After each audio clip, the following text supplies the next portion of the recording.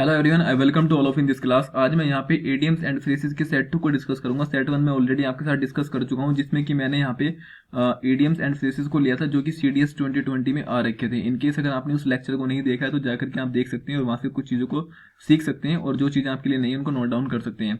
एडीएम्स and phrases की मैं बात करता हूँ तो उनको काफ़ी इंपॉर्टेंट रोल होता है हर एक एग्जामिनेशन में, चाहे वो आपका एसएससी का प्रीलिम्स हो या फिर यूपीएससी एंड व्हाट्सोएवर जिस भी एग्जामिनेशन में आप बैठते हैं। एसएससी में इसका जो वेटेज होता है प्रीलिम्स में वो आपका 1 to 2 मार्क्स तक होता है और वहीं पे मेंस में जाकर के इसके नंबर ऑफ द क्वेश्चंस की वैल्यू बढ़ जाती है। क्लियर है। अब ईडियम्स की अगर मैं बात करता हूँ तो ईडियम्स के यहाँ पे दो मीनिंग होते हैं। एक तो होता है पहला आपका लिटरल मीनिंग, है ना, लिटरल मीनिंग, और दूसरा होता है फिग्यूरेटिव। फिग्यूरेटिव लिटरल में क्या होता है, ईडियम्स का आप ईडियम्स को पढ़ेंगे उसका लिटरल आपको जेन्युइन आंसर मिल जाएगा लाइन टू लाइन। लेकिन फिग्यूरेटिव में क्या होता है, आपको वो चीजें नहीं मिलती, बस आपको एक जस्ट यहाँ पे आइडिया लेना होता है, सेंस लेना होता है। ठीक है, ये चीजें आपको यहाँ तक क्लियर है। अच्छा, एक चीज और याद रखिए, ईडीएम्स को मालूम करने के उनके दो तरीके होते हैं। जनरली एसएससी लेवल की बात कर रहा हूँ, बैंक में अगर आप जाते हैं तो वहाँ पे वो अलग लेवल से पूछते हैं। ठीक है, कैसे पूछते हैं आगे बताऊंगा। अभी आप समझिए, अगर आप एसएससी का एग्जाम कोई अटेम्प्ट करते हैं तो वहाँ पे वो कैसे मालूम करते हैं। सर, एक तो आपका ये होता है कि वो आपको यहाँ पे एक ईडीएम्स दे देंगे और 4 ऑप्शन दे देंगे। ठीक है, ईडीएम्स, इसका मीनिंग आपको यहाँ पे यू कैन से ऑप्शन को चूज करना होगा, पहला भी हो गया। दूसरे में क्या होता है, आपको एक पूरी की पूरी स्टेटमेंट देंगे, यहाँ पे सेंटेंस होगा, सेंटेंस के अंदर उसको क्या कर देंगे, इनेबल्ड कर देंगे, सेंटेंस के अंदर उसको फ्रेम कर देते हैं वो, और उसके बाद 4 ऑप्शन आपको दिए होते हैं, तब आपको ऑप्शन को चूज करना होता है। दो तरीके से मालूम करते हैं। ठीक है, तो चलिए अब शुरू करते हैं। अब जो हमारे पास यहाँ पे पहला इडियम्स है वो क्या है, वो है आपका full of sound and free. ठीक है, किसी स्टेटमेंट की बात हो रही है, कोई एक ऐसी स्टेटमेंट जो साउंड से भरी है, शोर शराबे से भरी है और एंग्री स्टेटमेंट से भरी हुई है। फ्री का मतलब होता है एंगर और वायलेंस। ठीक है, तो यहाँ पे अब इसके 4 ऑप्शन देख लेते हैं। तो पहला ऑप्शन जो हमारे पास यहाँ पे है वो है, 1 सेकेंड, वो है यहाँ पे एन एंग्री एंड अनरुले मॉब। ठीक है, अनरुले का मतलब क्या होता है, कोई ऐसी चीज जो अनकंट्रोलेबल हो। ठीक है, जिसको आप आउट ऑफ द कंट्रोल हो रखी है सिचुएशन। तो एक ऐसी मॉब जो आउट ऑफ कंट्रोल है, बिल्कुल नहीं, ये ऑप्शन तो नहीं है। Someone who gets angry very quickly. ठीक है, कोई एक ऐसा व्यक्ति, किसी पर्सन के बारे में बात की जा रही है कि कोई एक ऐसा पर्सन जो बहुत जल्दी क्विकली नाराज हो जाता है, ये भी नहीं है। Merely loud angry words. ठीक है, यहाँ पे वर्ड्स की स्टेटमेंट की बात हुई, यहाँ बिल्कुल ये आपका सही आंसर है। कोई एक ऐसी स्टेटमेंट जो बहुत ज्यादा एंग्री वर्ड से भरी हुई हो लेकिन रियल लाइफ में क्या है, वो इनफेक्टिव है, तो उसको हम बोलते हैं कि फुल ऑफ साउंड एंड फरी। ठीक है, जैसे कि हमारे नेताजी जितने भी स्पीच देते हैं वो सब क्या होते हैं, बिल्कुल वो एग्जाम्पल है, परफेक्ट एग्जाम्पल है इस चीज का, फुल ऑफ साउंड एंड फरी। ठीक है, एग्जाम्पल देख लेते हैं यहाँ पे। The town meeting created lots of sound and फरी बट नो रिजोल्यूशन। जो टाउन में एक मीटिंग हुई थी उसने क्रिएट किया सिर्फ साउंड को और फरी को, लेकिन कोई रिजोल्यूशन वहां पे नहीं निकला है। ठीक है, डी ऑप्शन यहाँ पे, अ फेयरी एंड इफेक्टिव स्पीकर। ठीक है, एक अच्छा बोलने वाला स्पीकर। ठीक है, अब कोई पर्सन काफी अच्छा बोलता है ना, तो उसको आप बोल सकते हैं कि इनके पास क्या है, गिफ्ट ऑफ द गैप है। ठीक है, gift of the gap. Gift of the gap का मीनिंग होता है यहाँ पे कि ये बहुत ज्यादा फ्लुएंट स्पीकर है, काफी अच्छा बोलते हैं। ठीक है, ग्लिप टॉकर बोल सकते हैं आप इनको, ग्लिप टॉकर। दूसरा मीनिंग यहाँ पे ग्लिप टॉकर का मतलब क्या होता है, काफी स्मूथ बोलते हैं। ठीक है, और एक चीज और आप यहाँ पे याद रखिए, थर्ड पॉइंट यहाँ पे क्या है, अगर कोई पर्सन पहली बार कोई स्पीच को डिलीवर करता है तो उसको हम बोलते हैं maiden speech, MEIDEN, maiden speech. ठीक है जी, यहाँ तक चीजें क्लियर है आपको। सो आई होप ये चीज़ आपको क्लियर होंगी। कुछ इस तरह की सिचुएशन क्रिएट हो जाती है full of the sound and free में, चिल्लाते रहते हैं लेकिन उनका कोई इम्पैक्ट नहीं होता है। चलिए आगे मूव करते हैं। सो जो नेक्स्ट वर्ड है हमारे पास, जो नेक्स्ट ईडियम है वो है यहाँ पे take something with a pinch of salt. ठीक है, इसका मतलब क्या होता है कि आप किसी चीज को मानते तो हैं, बिलीव तो करते हैं, लेकिन कंप्लीटली उसके ऊपर आप बिलीव नहीं कर सकते। यहाँ पे है to think of oneself as always right, अपने आप को हमेशा ही सही मानना बिल्कुल नहीं है, गलत है। ठीक है, नेक्स्ट है टू कंसिडर एवरीवन लायर, अपने आप को सही मानना और सामने वाले को बिल्कुल झूठा मान लेना, ये भी नहीं है। ठीक है, ये भी नहीं है। नेक्स्ट है to believe only a part of something. ठीक है, कोई एक बहुत बड़ी कहानी है, इतनी बड़ी, आप उस पर कंप्लीट पे रिले तो नहीं कर सकते, लेकिन कुछ पार्ट पे आप उसके बिलीव कर सकते हैं। ठीक है, तो ये आपका एग्जैक्ट आंसर बन जाएगा। नेक्स्ट है to take a long to understand what is being said, क्या कहा जा रहा है इसको समझने में काफी आप टाइम लगाते हैं, तो ये तो वही चीज होगी कि रामायण पूरी बीत के बाद में मालूम करें सीता जी कौन थी। ठीक है, तो ये ऑप्शन नहीं है।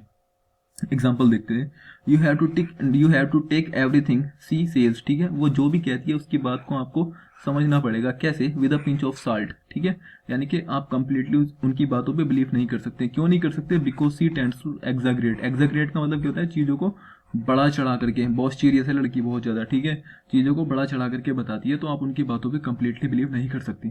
ठीक है, यहाँ पे कुछ इस तरह की सिचुएशन यहाँ पे क्रिएट होती है।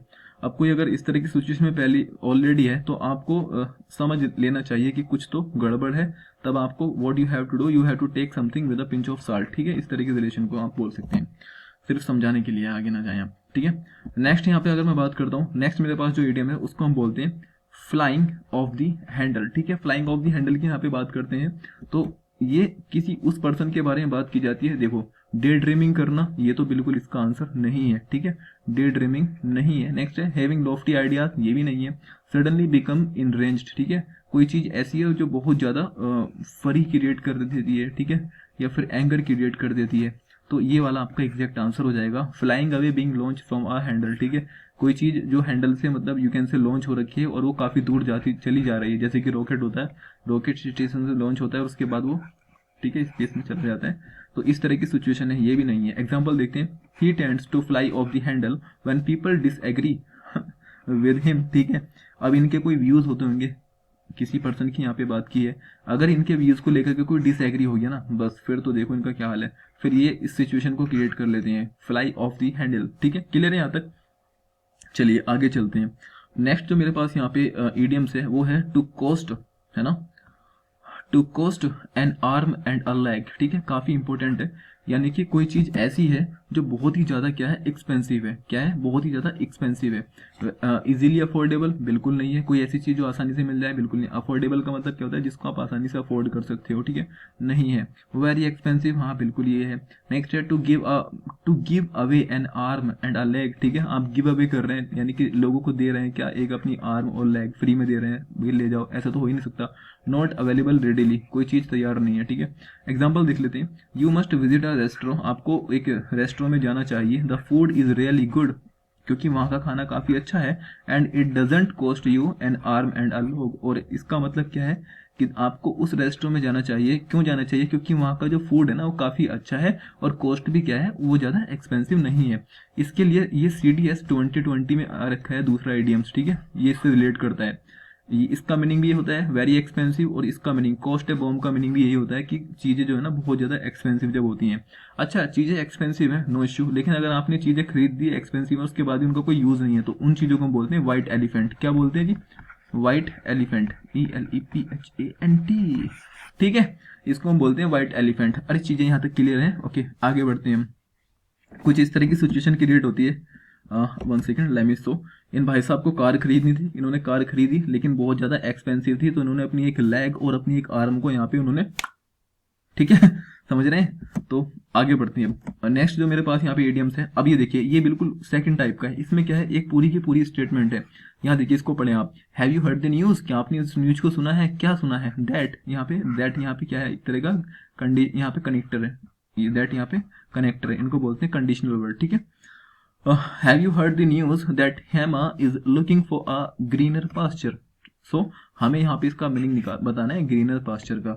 अब ग्रीनर पास्चर क्या होता है, 1 सेकेंड, अब हम यहाँ पे ऑप्शंस को एक बार देख लेते हैं। ग्रीनर पास्चर का यहाँ पे मीनिंग होता है कि सपोज कीजिए, अब जब आप कोई नई अपॉर्चुनिटी को ढूंढते हैं, for example he was feeling rejected, ये तो नहीं है, ठीक है, ही वाज बीइंग फायर्ड, ठीक है, बीइंग फायर्ड यानी कि किसी कंपनी में कोई काम करते हैं और इनको फायर कर दिया गया है। देखिए, ये एक पॉलिसी होती है हायर एंड फायर की, हायर एंड फायर, ठीक है। कंपनी को जरूरत है, आपको हायर करेगी, जरूरत नहीं है आपको फायर कर देगी, कंपनी से बाहर कर देगी, ठीक है। कब फायर करती है वैसे मोस्ट ऑफ द केसेस में, जब आप एलिजिबल नहीं होते हैं, या फिर दूसरी बात क्या होती है कि जैसे कि आप फ्रेंच लीव पे चले जाते हैं। फ्रेंच लीव, फ्रेंच लीव क्या होती है, एक लीव विदाउट परमिशन, ठीक है, लीव विदाउट परमिशन, बस जस्ट बता रहा हूँ, आप इसको सुन लें। फ्रेंच लीव का मतलब होता है लीव विदाउट परमिशन, जब आप बहुत ज्यादा छुट्टियां लेते हैं ऑफिस से बिना किसी प्रायर इन्फॉर्मेशन के, तो आपको फायर कर दिया जाता है। ये भी नहीं है, ये भी नहीं है। हैज बीन ट्रांसफर करना, ये भी नहीं है। Explore new opportunities, C answer यहाँ पे बन जाएगा, ठीक है। Many teachers working for the government, है ना, have left the greener pasture in the private sector. Salute है ऐसे टीचर्स को।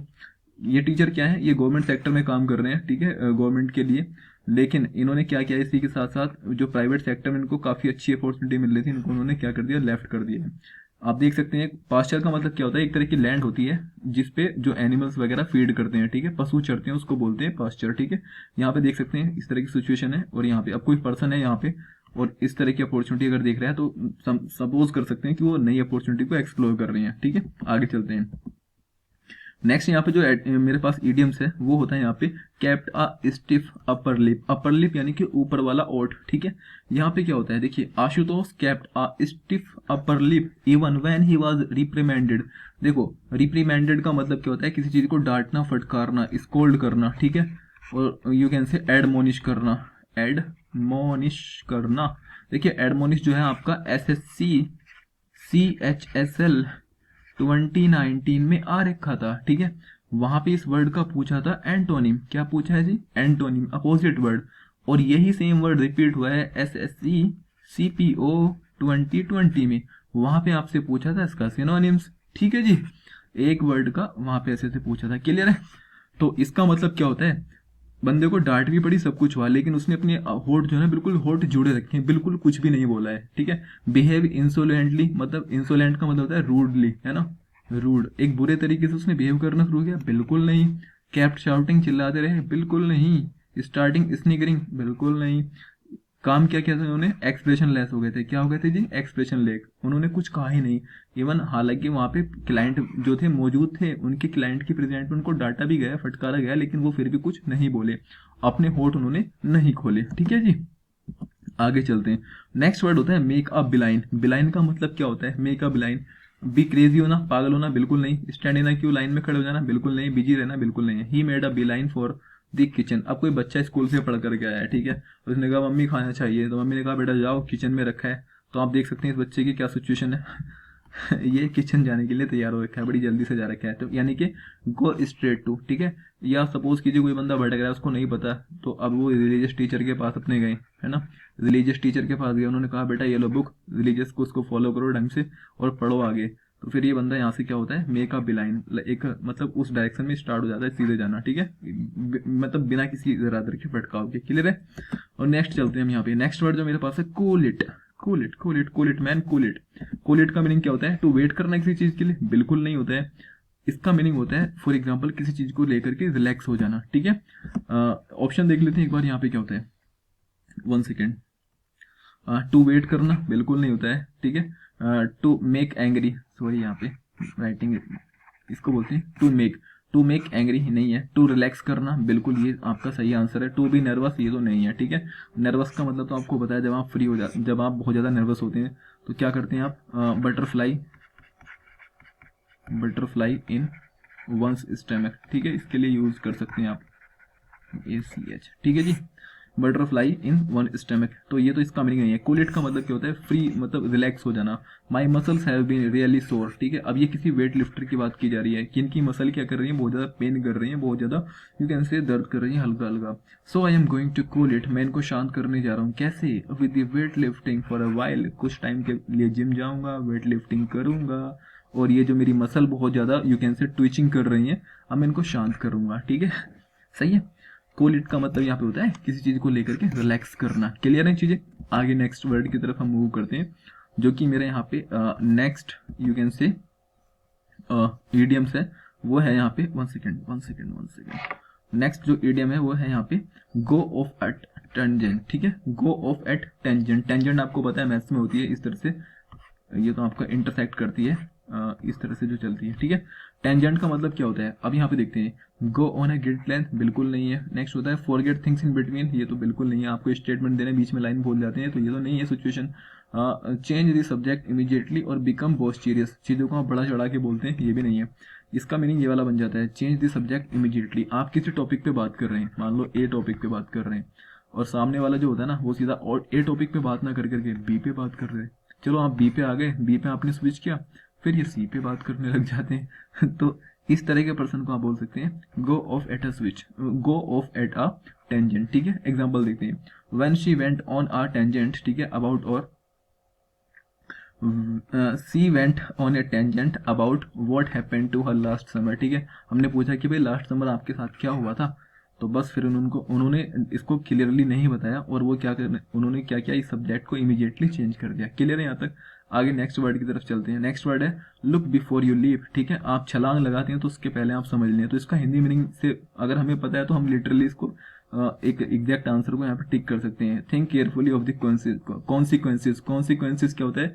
एक तरह का रिजल्ट। अब रिजल्ट भी कैसा होता है? नेगेटिव रिजल्ट, ठीक है।